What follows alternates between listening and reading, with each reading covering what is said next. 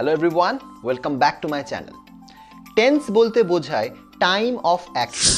কোনো কাজ কখন করা হচ্ছে এটাই টেন্স দ্বারা প্রকাশ করা হয়।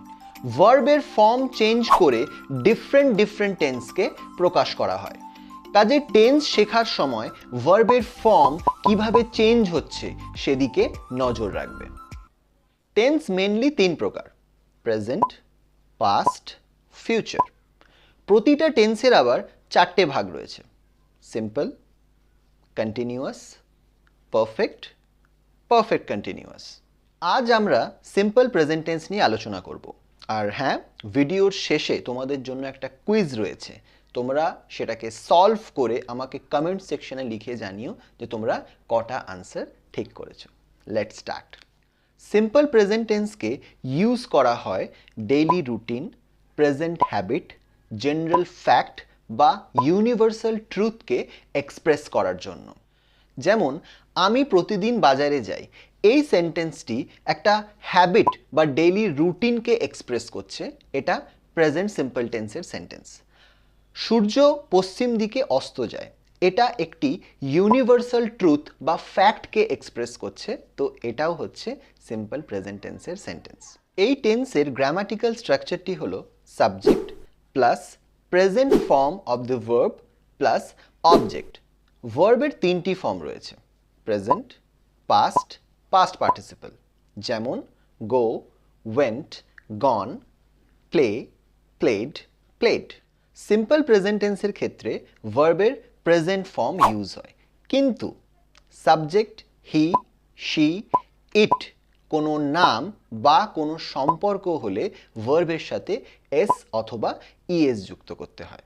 যেমন আই গো কিন্তু হি গোজ, ইউ প্লে কিন্তু রাহুল প্লেজ। এবার কয়েকটা এক্সাম্পল দেখা যাক। I drink tea in the morning. She goes to school by bus. Water boils at 100 degrees Celsius. The sun rises in the east. এবার আমরা দেখব প্রেজেন্ট সিম্পল টেন্সের ক্ষেত্রে নেগেটিভ সেন্টেন্স কিভাবে ফর্ম করতে হয়।